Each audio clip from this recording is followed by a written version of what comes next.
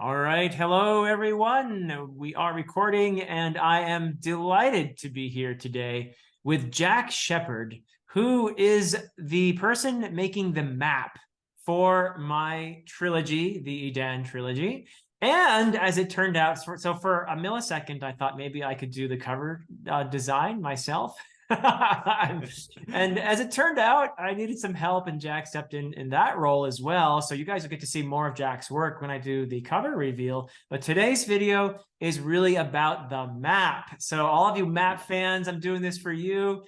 This is going to be a lot of fun, and just want to introduce my guest here, Jack Shepard. It has been such a privilege to work with you on this project. I really have to say that I was just delighted with how responsive you've been and how Thank you. helpful and just wonderful and willing to change this and that and the other. And so I just want to big shout out here to you because you've done such a Thank you. fantastic job with this map for me and with the cover design as well. I think you came up with some really great stuff for that.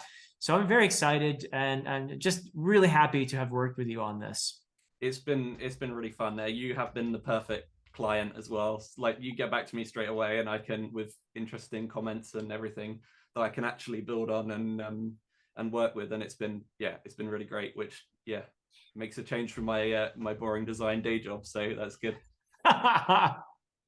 Yes, but so you are actually a designer by occupation. Yes. Yeah. I work in kind of kids publishing and design like magazines and things. So for Okay. like preschool up to primary school age. So so that's fun, but very different from what I love, like fantasy books and maps and Yeah. and this has been really fun to work on, to be honest. Oh, I'm so glad. And now this is not the first fantasy map that you have done, in fact. So would you like Mhm. to tell us about the very cool First Law project that you're involved in? Yeah, so originally I created my first law map as just as a fan thing because it's known that Joe Abercrombie doesn't usually include maps in all of his books, Now he's and so infamous for that. He's yeah infamous for excluding maps. Yeah. and having to hunt around and find maps, and there is one included in the design of Sharp Ends, his short story collection, Yeah. but it's only on the covers and on a few pages inside. It's never like advertised clearly, so I thought it'd be kind of fun to design one of those, and I kind of got swept up in it and just spent a couple of weeks only thinking about that and finding quotes from the books and cross-referencing and doing all that research, which was really fun. But then it got picked up. I actually showed it to Joe at one of his book events for the Age of Madness, and then a couple of months later, he suggested my name to Anthony, who works at Curious King, and who's doing special editions, and so it's getting printed in the Blade itself, and hopefully the other two that are coming out And this year, later this year. The Curious King special edition that's coming out this Yeah. year, right? Yes. Yeah. This year. So I haven't heard that much from production recently, but at some point this year, it's coming out.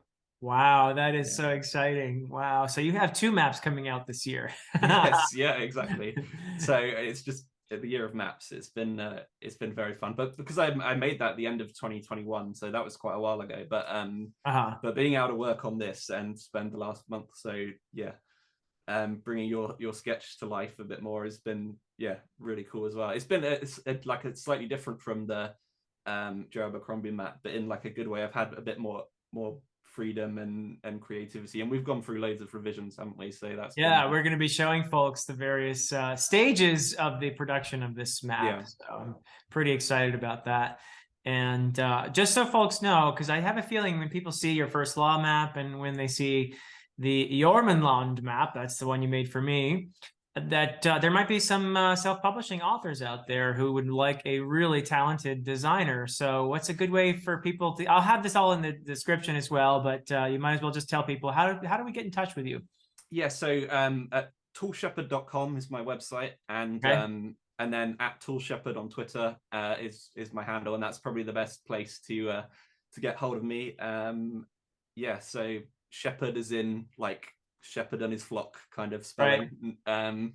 And yeah, that's probably the best way to get in touch with me. And I'm always happy to do design and maps, and then maybe even covers since since Yeah. you've given me a an excuse to start designing covers Oh, you and think just, about I that stuff. mean, it might have been your first fantasy book cover design, but you hit a home run as far as I'm concerned. Thank you. So yeah, just fantastic. So here's your guy, everybody, for maps and cover design. But anyway, let's get into it. Let's start showing people where we came from, where we started. So I Yeah. drew actually 18 plus years ago. The first thing I did in actually writing this trilogy was to make the map, so that there would be a world for the story to take place in. And I did I think, a decent job of it, It's a right? very good map. Yeah, I loved it. Like I spent ages looking at that and figuring out all the little details that you'd put in there. So Yeah. So let's take a peek at what I did. All right, so here it is, everybody. And this is the map that I drew. And as you can see, there are forests here and mountains and little bodies of water here and there. And I'm going to talk a little bit later, after we go through the various stages of this, about the cultural influences behind the place names, so that people have some idea about all of that. And so, yeah. Anything you want to say about the hand-drawn sketch? yeah, I really like the way you did the text and it kind of snaking through the landscape, and that's something I played with a lot to try and figure out how to do that. I went in a slightly different direction in the end, but that definitely says like fantasy map, and I really love that. Cool. Yeah. All right. So let's see here. I'm going to stop sharing this one. And the next image I'm going to share is going to be more or less kind of where we landed at an earlier stage. And we thought, this looks pretty good. And then you later came up with an idea, which we'll share. And it has to do with the fact that the story is very medieval in inspiration. So we went from one map that we were both pretty happy with, because it was a very, I thought, beautiful map. But we ended up going in a slightly different direction in the end, because we were trying to reproduce the medieval vibe of the story. And I think it's fair to say that the first version is actually more readable. It's easier to read than the one we finally settled on. But the fact of the matter is, a map, especially a fantasy map, I think, is as much a work of art as it is a useful geographical tool, right? I think Definitely. We definitely decided to lean more toward the aesthetic and to conjure the right feel for the story. So we're giving people some artwork here in the process. But anything you want to say on that? I was just going to say, I think that was something we spoke about at the beginning. Like, it's one of the first things you see when you open the book, and it needs to have the same visual kind of identity and match the setting of the book, match the kind of feel of the book. And so I'm glad that we decided to kind of rework it as we went on. Cool. All right, let's see if I can get this one to work properly. All right, so here is the first iteration, and you can see that it's pretty, I think it's a nice looking map. It's a really great looking map. And in fact, let's see if I can enlarge this for people here. There we go. So this is the what you came up with first. And I love, by the way, this is not the font that we've got here is not the first font we tried, but we were going Old English there. So the font, for those of you who are curious, it is very close in many ways to what you would see in an Old English manuscript.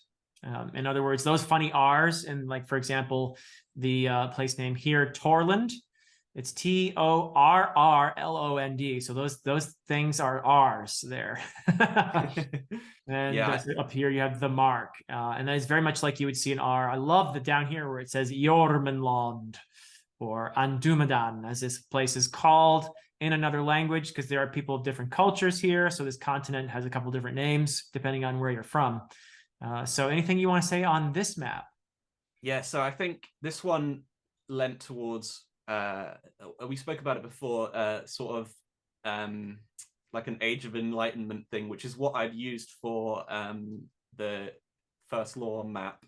which fits that story more than it fits the Old English medieval style. And so you can see that from the kind of grid that I put over it, and sort of the very clear, almost printing press style, but that in the end didn't fit with the kind of medieval aesthetic. And you'd spoken about sort of like ink printing and ink, like woodcut printing, and that kind of rough hewn thing, and I think you'll see that is kind of what we lent into a bit more further on down the line. But yeah, with this, so the mountains are smaller, the forests are a lot smaller than they ended up.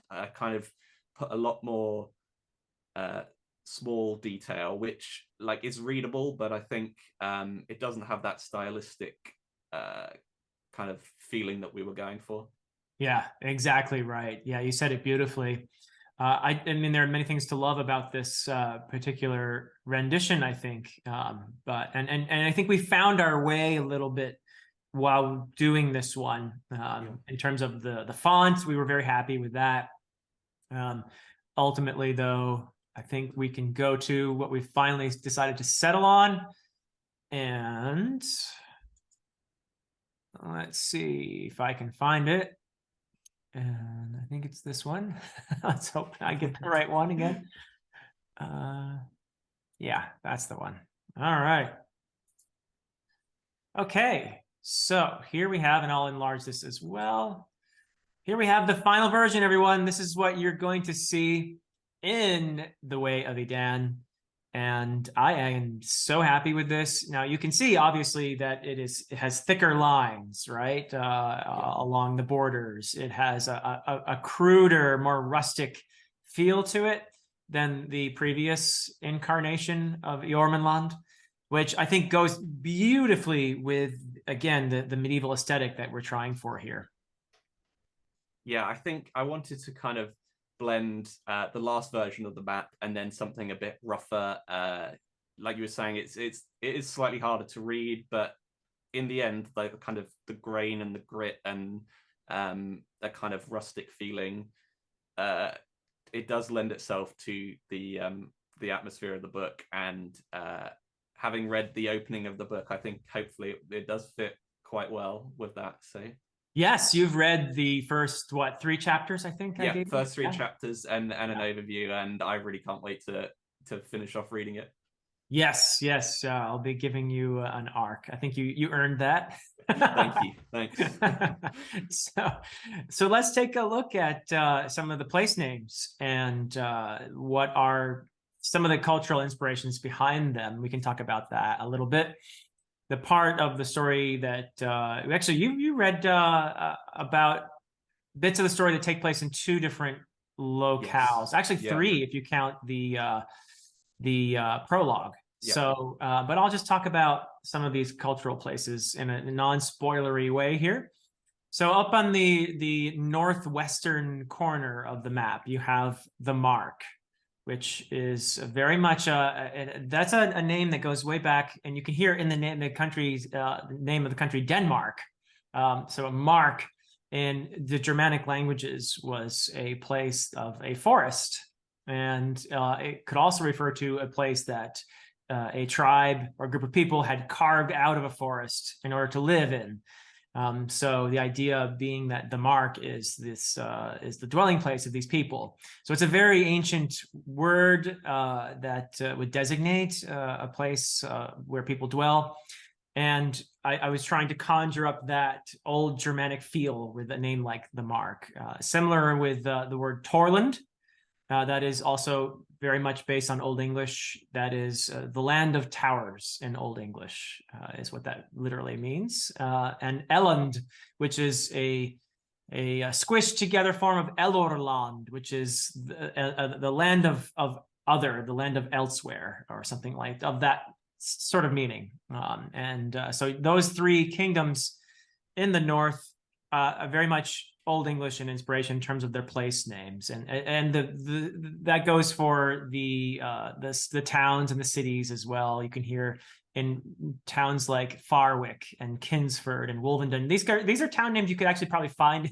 I don't know if they exist or not, but they sound very English, don't they? To you, They Jack? definitely sound English. Wolvenden, especially, like I'm pretty sure I've driven through somewhere like that, but no, I don't think I actually have. But it sounds very authentic and yeah, and grounded in kind of history, which is really good.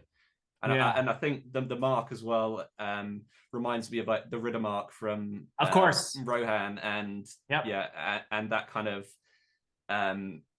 yeah, it's that classic fantasy, but also the historical Celtic Old English feeling. Yeah, that's what we're going for. Yeah, I should have mentioned, of course, Tolkien, the Riddermark. Yes. Yeah. Yeah, he's using the same word as well. Now we have a slight wrinkle here up in the north, above Torland and Elrond. There you have a kingdom called Grimrick, and that is very clearly Norse in inspiration. Rick being the name of a kingdom. It simply means kingdom. You hear the same word in our word rich or Reich in German, but Grimrick is this Viking-inspired kingdom. You can tell from the place names you see there, Valfoss, which means slaughter falls in Old Norse. And you have the Mjothelf, which simply means the Mead River. You have these islands off the coast, Bjornholm and Vargholm, which is Bear Island and Wolf Island. So you've got these clearly Norse inspirations.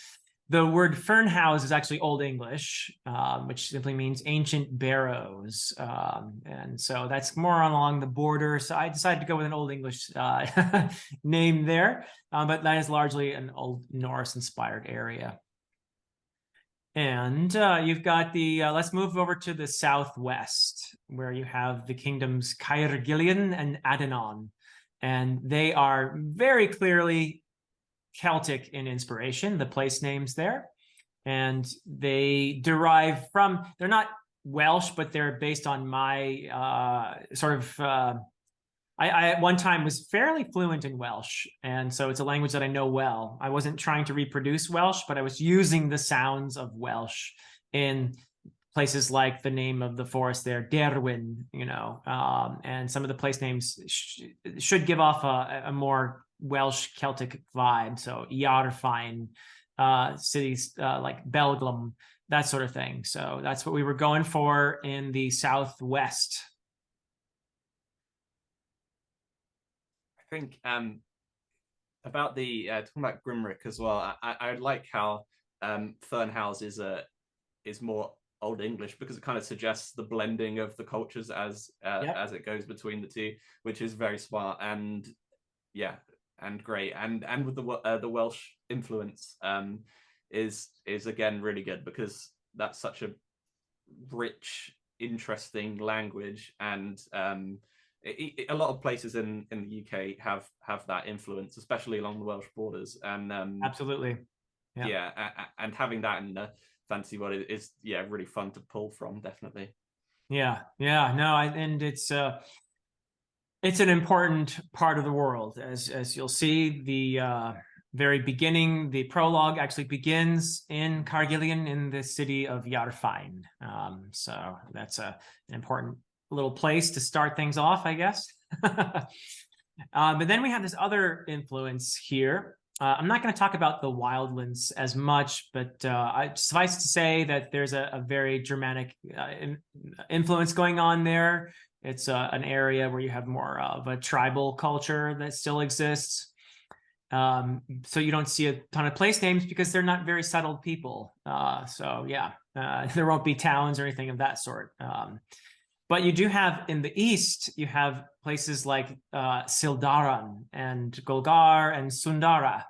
Now, these, as along with the cities in this region, have a much more, it's a blend really of Celtic and South Asian, because I do speak Nepali and lived in Nepal. And I'm very, very, I wish I knew Sanskrit. That would be really a cool language to be able to speak and know. I don't know it, but I was in some ways in these places trying to go for an ancient South Asian type vibe. So that's what you're getting in the names like Sildaran and Sundara, which sound almost like they could be places perhaps in that part of the world. So that's what we're going for there, as well as in the island Astralad. That's also a more, it's again a blend of a more kind of Celtic and South Asian vibe going on. At least that's where I was consciously stealing from when I was trying to come up with the place names. So those are the major influences that go into this. You'll also see, culturally speaking, you see this curious word here in the northern part. If people can see over the word Torland, there are the Dwerg barrows. And there are also over here to the west, the Dwerg Clythes. So that word Dwerg is actually the Old English word for dwarf. So that should tell you something about some of the the races that live in this particular continent as well. So yeah, those are all the major cultural influences that go into this. So is there anything else that you wanted to say about this map? I think that's it. I think it's just been fun to kind of explore through making the map and explore the world, and I think it's just going to make when I read the book even more interesting and exciting for me, because before I start a fantasy book I always go through the map, and I've had a lot of time with this one. So yeah. Good. Well, I'm going to stop sharing now. And I am just so glad that I had the privilege to work with you on this project. It is very important, I think, for authors to find people who are dependable and who are responsive, and because it's your baby in so many ways, you want it to be done well. And I feel like I was very fortunate to stumble upon the right person for this task. So I mean, one of the best decisions, honestly, I made in the process of getting this book to the finish line was to reach out to you, Jack, and I'm just delighted, and I will be working with you on every project that you're willing to work with me on. I'm willing to work on any project with you, Philip. It's been really good, and it was really exciting when you reached out, and yeah, I was just really excited to get started, and I'm glad we've managed to make something that you're happy with, and yeah, I can't wait to see it printed in the book, and from what I've read of the of your writing so far, and yeah, so excited to carry on and yeah, read the whole series. Fantastic. All right, well, thank you so much for taking the time to do this with me. It's been a huge pleasure working with you and chatting with you. So, and everybody else, once again, Jack can be found on his website, tallshepherd.com. Yeah. Is that right? It. .com? Yeah, that's it. Yeah, tallshepherd.com, and then at tallshepherd on Twitter, and pretty much everywhere. That's what I'm at there as. Fantastic. And on your website, will they be able to see some examples of your work, that sort of thing? Yes. So I've got my general design portfolio, and I've also got a new map section, which I will be putting your map on there, and I've got the First Law one on there. So. Oh, fantastic. All right. So that's hopefully a map section that will be getting bigger. Hopefully, yeah. If any excuse to make a map, and I will capitalize on that, definitely. All right. Fantastic. All right. Well, thank you so much. And everybody, until next time.